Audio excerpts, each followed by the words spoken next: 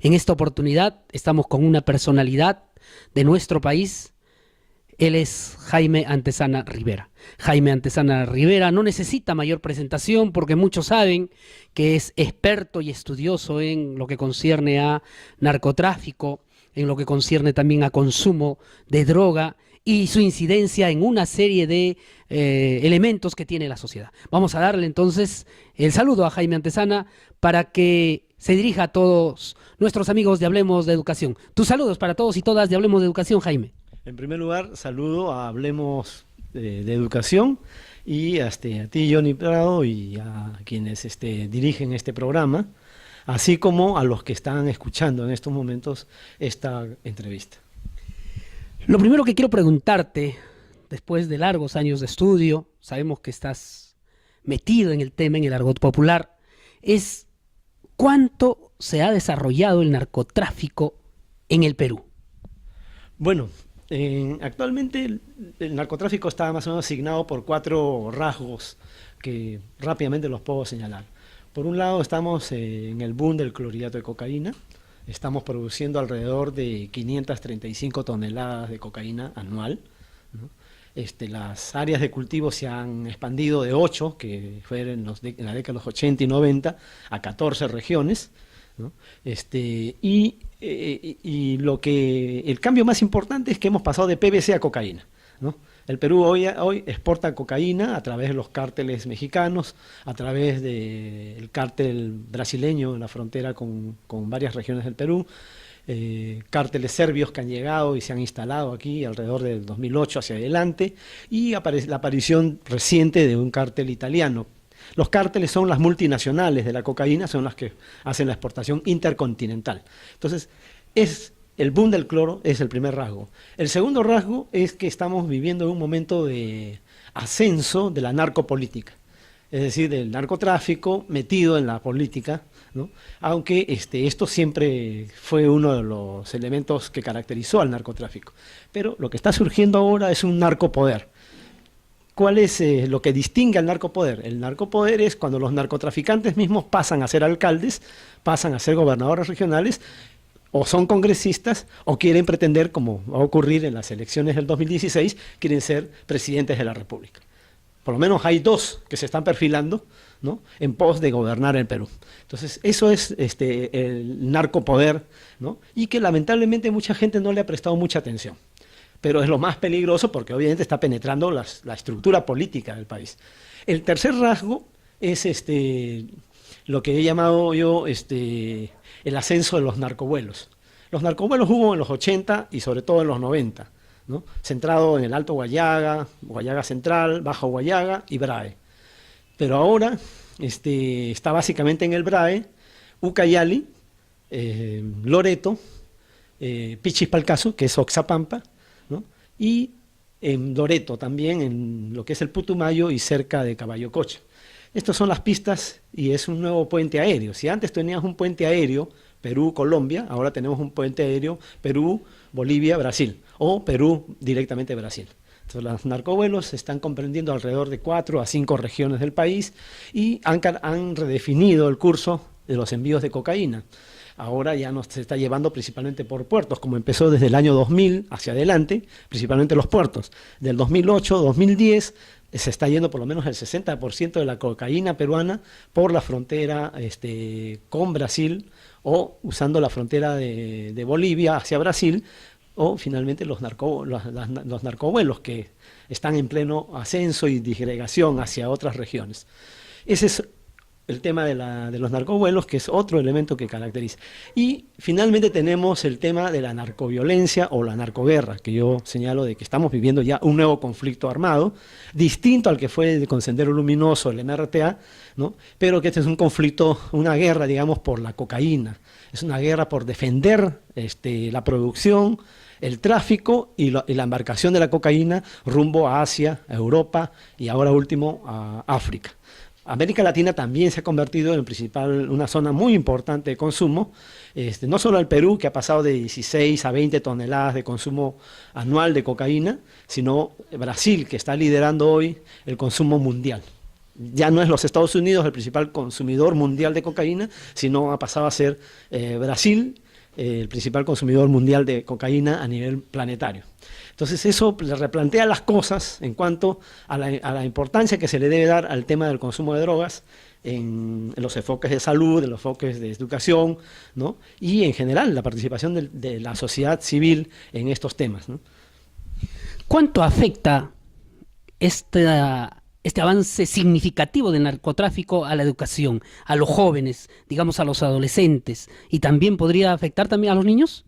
Obviamente, el consumo está actualmente considerado que tiene como iniciación 11 a 13 años, la iniciación en el consumo de pasta y de cocaína, porque ahora ya no se está consumiendo mucha pasta, la pasta es muy dañina y por lo tanto se opta por la cocaína.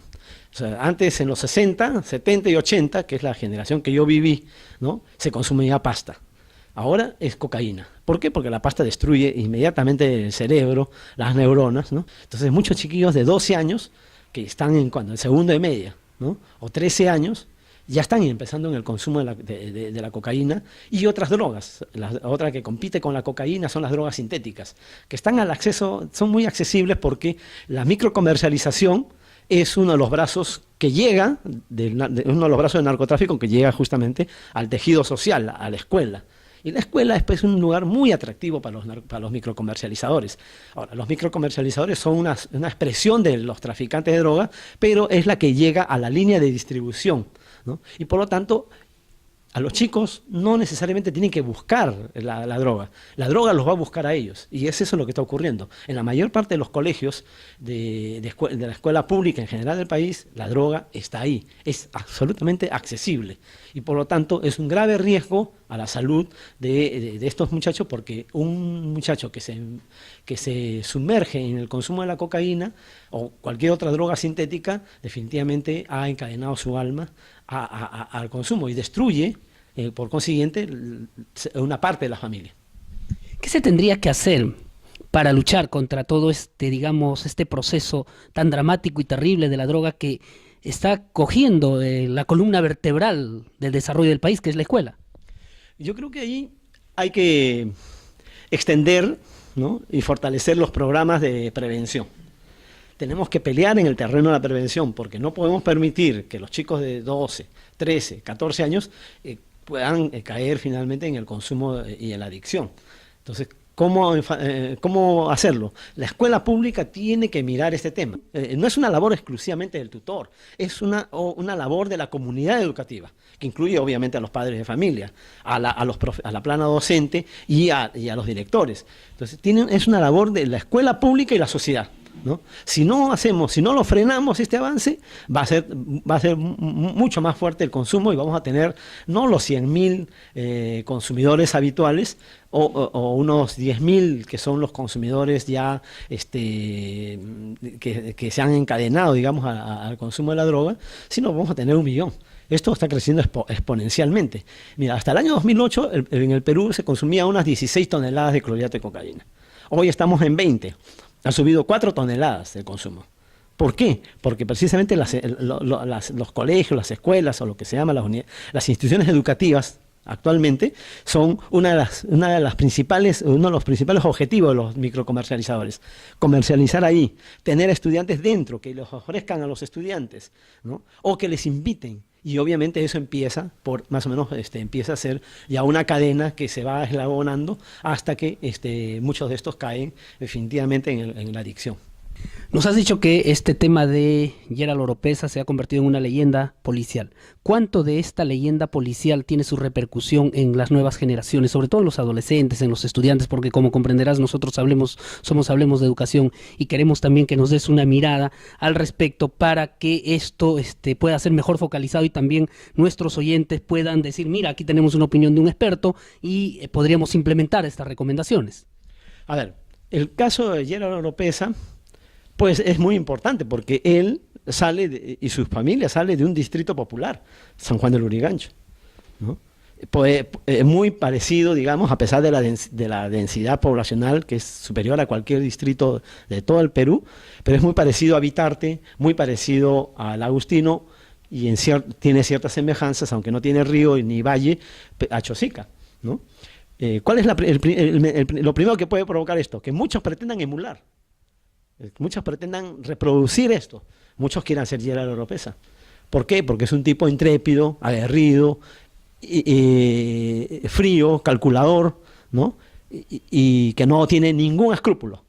Entonces mucha gente puede reproducir ese tipo de modelo, ¿no? Por cómo saltar de un distrito popular, o sea, de lo que es la cuarta generación de la choledad hacia un cholo narcoempresario, puede ser un modelo que muchos quisieran repetirlo. Por lo tanto, ahí viene el papel de la escuela, ¿no? Cómo convertir esto en un modelo negativo, ¿no? De tal manera de que la gente no lo pretende imitar, sino más bien lo someta a una crítica, ¿no? Y eso depende ya de la comunidad educativa. Corresponde al papel de los profesores, corresponde al papel de los padres de familia, ¿no? Y evidentemente también a las autoridades, ¿no? Acá las autoridades lamentablemente han estado al margen totalmente. El alcalde de San Juan del Lurigancho nunca ha hablado de este tema. Lo que pide es militarizar las calles, pero nunca dice, en mi distrito tenemos una presencia de narcotráfico, ¿no? Por ejemplo, Vitarte es una ruta de la cocaína. Por ahí pasa todos los días cantidades de cargamento de cocaína, provenientes de Alto Guayaga, provenientes del Valle del Río Purímaguene, aunque lo del Brave viene por Pisco, ¿no? San Clemente. Pero por acá pasa la cocaína. ¿Y qué hacemos frente al tema del tráfico de la droga? Porque recuerden que si no hay tráfico, no habría microcomercialización. Entonces el tráfico de la droga tiene que ser visualizado. Y tenemos que abordarlo en la escuela. No puede ser que estemos al margen de un problema monumental, porque por acá pasan, a ver, estamos haciendo un cálculo muy rápido, pasarán unas 60 toneladas de clorhidrato de cocaína anual por la carretera central. Es decir, está pasando por la escuela, está pasando por Edelmira del Pando, está pasando por muchos colegios, Pablo Patrón, ¿no? Que fue mi colegio máter, Felipe Poma de Ayala, está pasando por ahí. Y seguramente algunos paquetitos bajan para los microcomercializadores, porque los microcomercializadores se quedan con una parte, es una fracción del enorme volumen que está pasando de clorhidrato de cocaína. Eso es lo que está ocurriendo. ¿Y cómo entonces la educación incorpora eso? Tiene que incorporarlo no sé en qué cursos, quizás educación cívica, aunque no existe, creo, ¿no? Sí. Pero, bueno, entonces hay que incorporar en la currícula el contenido del tema del tráfico y de la microcomercialización, ¿no? Y descubrir la cadena de distribución que llega a los jóvenes.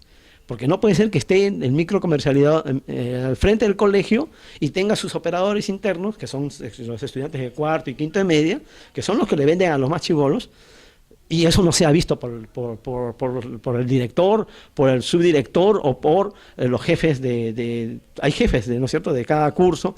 Tiene que ser incorporado. Eso es un asunto que permitiría por primera vez encontrar algo de lo que es el funcionamiento del narcotráfico en el espacio en el espacio local o microsocial. Eso es lo primero. Lo segundo, entonces, es distinguir que esto es una amenaza que involucra autoridades políticas, involucra a gente incluso que está alrededor de estos clanes. Y muchos de estos que sirven a los clanes deben dedicarse a la microcomercialización porque algo tienen que ganar, ¿no? No pueden quizás ser parte de las ganancias de la exportación, pero sí pueden ser parte de la ganancia de la microcomercialización. Entonces cada clan tiene sus operadores, tiene sus sicarios, tiene sus microcomercializadores. Y de esa manera muchos de estos ganan. Se gana más vendiendo por gramo que muchas veces que vendiendo por 100 kilos. El otro tema es que el narcotráfico está aliado del sicariato. Y en el sicariato, de acuerdo a lo que han ido difundiendo los medios y a las estadísticas, están metidos adolescentes. ¿Qué hacer frente a esta situación tan dramática que complementa todo este incremento de violencia generalizada? A ver, ese es otro tema, ¿no? Que tiene que ver con la escuela, ¿no? O la escuela pública en general. Estos muchachos, de hecho, que han estado en algún nivel de la secundaria, primero, segundo y tercero. Muchos de ellos se quedan en los inicios de la secundaria, ¿no? Ninguno de ellos ha dejado de estudiar la primaria. En consecuencia, la responsabilidad de la educación primaria es muy importante. ¿Por qué? Porque si no lo formas, ahí no construyes una serie de modelos de tal manera de que estos no puedan ser ganados por el sicariato o por la microcomercialización. Entonces, la secundaria serviría, digamos, para consolidar el perfil de un estudiante que pueda estar pensando no en el consumo de drogas, no en digamos, en ser un asesino a sueldo, que es el sicario, ¿no? Sino que estaría pensando más bien en recuperar lo que fue el mito del progreso, ¿no? Que impulsó a muchos migrantes a buscar el acceso a la escuela pública, a la universidad pública y profesionalizarse. Ese mito se ha venido abajo, ¿no? Ya no galvaniza las almas desde los 90 hacia adelante, pero todos los de 60, 70 y 80 estaban movidos por el mito del progreso. ¿Cómo reconstruir mitos? O cómo construir nuevos mitos de tal manera que los jóvenes encuentren sentido a la educación primaria y secundaria, ¿no? Y no terminen finalmente dejando la educación, lo que ustedes llaman gente que abandona o deja deserción escolar, ¿no? ¿Cómo evitar eso? Y cómo que la gente encuentre un nuevo sentido a la educación como acceso a la movilidad social, al progreso, ¿no? A la construcción de nuevos estatus. Eso pasa pues por asumir los nuevos problemas, que es la microcomercialización y el tema de los sicarios. El narcotráfico no se alía a los sicarios, el narcotráfico genera sus propios sicarios. Va cooptando a muchos muchachos de las escuelas o muchos muchachos que dejaron de estudiar, que desertaron y que están en la vía pública y que se dedican a cachuelear. Puede ser en construcción, puede ser lustrando botas o zapatos, puede ser dedicados a cuidar algún negocio, ¿no? Muchos de ellos, ¿no? Que algunos logran hacer servicio militar voluntario, son los que es la cantera más importante de los sicarios del narcotráfico. El narcotráfico va cooptando, los va absorbiendo. Obviamente también hay sicarios al margen de los sicarios del narcotráfico. Y ese encuentro se va a producir en cualquier momento. En el Callao, por ejemplo, ya se produjo ese encuentro entre sicarios de construcción civil y de otras actividades portuarias con el sicariato narco. Ahí se está ensamblando, ¿no? Cuando se produce ese tipo de ensamblamiento podemos hablar de favelización, es lo que se está produciendo en las favelas de Brasil, ¿no? Que se encuentran las bandas delincuenciales, se encuentran los sicarios del narcotráfico, se encuentra el sicariato narco. Al final terminan conjugándose en una situación que va a generar mucha violencia, que es lo que está finalmente ocurriendo allá. Zonas liberadas donde la policía no puede entrar, la escuela al margen.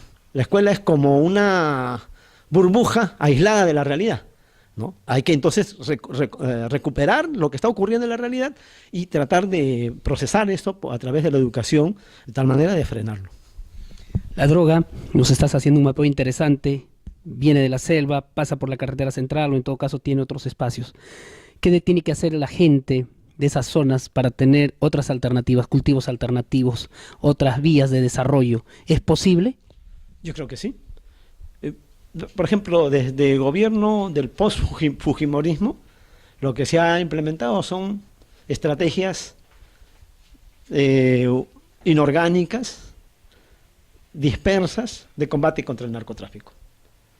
Yo estoy desde el año 2008 con una estrategia que combina más o menos las siguientes piezas: programas de desarrollo económico-social, que es diferente a los programas de desarrollo alternativo. Los programas de desarrollo alternativo, como su nombre mismo dice, programas de desarrollo alternativo, pero tú necesitas que el Estado intervenga en esas áreas, sea de coca, amapola, marihuana, con programas de desarrollo económico-social, que es una intervención distinta, integral, ¿no es cierto? 2, control de los insumos químicos. Si no controlas los insumos químicos, no controlas nada. O sea, va a producirse la pasta y la cocaína. Coca sin insumos, no hay posibilidad de conversión. 3, lo que nunca se ha hecho, ¿no? Y que se está haciendo tímidamente, combate al lavado de activos, que es tocar el nervio económico del narcotráfico, ¿no? Si tú logras controlar el 50% de los insumos químicos y combatir la cadena económica del narcotráfico, definitivamente vas a generar que la gente mire más los programas de desarrollo alternativo, ¿no?, que los cultivos de coca. Entonces, si no tienes esto y erradicación, una erradicación nacional, porque la coca no solo está en Huánuco, Ucayali, San Martín, Loreto o Pichipalcazo, que es la parte de Oxapampa. sino que está en 14 regiones. Si tú erradicas solamente en 3 regiones, 4 o 5, pero tienes 14, digamos, tienes 7, 8 regiones que no las erradicas, la coca mota. Se produce lo que se llama el efecto globo interno. Se desplaza a otras provincias, a otras regiones, o vuelve a la misma zona. Entonces juegas a una estrategia del gato y del ratón. No tiene sentido. Entonces, para mí, a los programas de desarrollo alternativo, a la erradicación que se está haciendo de manera parcial, yo le agregaría control eficaz de los insumos químicos, combate al lavado de activos, programas de prevención y rehabilitación, ¿no? Y un programa efectivo de interdicción aérea, que es por el tema del nuevo puente aéreo Perú-Bolivia y Brasil, o Perú-Brasil directamente. Si tenemos esta estrategia en la que las piezas se aplican simultánea y proporcionalmente, podemos reducir la presencia del narcotráfico, no la vamos a acabar. El narcotráfico es planetario, el narcotráfico no lo puede derrotar un Estado nacional, ¿no? Por más que tenga la máxima voluntad. Lo que puede es sacarlo del país, como ocurrió en el año 95, ¿no? Una conjunción de factores hicieron que los cárteles mexicanos se vayan a Colombia, y Colombia pasó a ser el primer productor desde el año 1996 y llegó a tener 160.000 hectáreas, mientras que en el Perú el pico más alto en los 90 fue 129.000 hectáreas el año 92. Entonces el efecto globo a nivel de la región andina, Colombia pasó a ser el primer productor. El Perú desde el año 2012 es nuevamente el primer productor de hoja de coca y de clorhidrato de cocaína. Ese es el cambio que se ha producido. En el 2012 el Perú nuevamente vuelve a las grandes ligas. Y hoy el Perú es el que abastece a toda América Latina, su consumo interno también nacional, Europa, Asia, África. O sea, somos la sede del capitalismo narco, tanto nacional como transnacional. El otro tema, lo has planteado tú de una manera tan elegante. Europa ha visto la forma de controlar esto del consumo de droga. Paraguay, por ejemplo, implementó cierta medida en el sentido de la legalización. ¿Qué nos puede decir respecto a la legalización frente a toda esta realidad tan dramática y terrible? Uruguay, con el expresidente que se fue, optó por la legalización de la marihuana, no de las drogas en general, sino de la marihuana. La cocaína, ni la heroína, ni la morfina van a ser legalizados. En ningún lado están optando por ese camino, legalizar la marihuana. Yo lo que pienso sobre la marihuana es lo siguiente: si el mercado se abre, si tienes un mercado legal, lo que va a pasar es que en el Perú va a haber un incremento de la oferta, es decir, de la producción de marihuana. Pero si tienes mercados que se abren, entonces el incremento de la oferta va a ser mayor. Y ahí se hace inviable el combate, por lo menos, en el caso de la producción de marihuana. ¿Por qué? Porque el mundo se está abriendo a legalizar la marihuana. Por ahí entonces yo creo que si es que se sigue abriendo el mercado legal de la marihuana, ya no quedaría otro camino que legalizar el consumo de la marihuana en el Perú. Ese es en el caso de la marihuana. Pero en el caso del clorhidrato de cocaína y de la heroína, que es un derivado de la amapola, ahí existe un consenso planetario de que no se va a legalizar.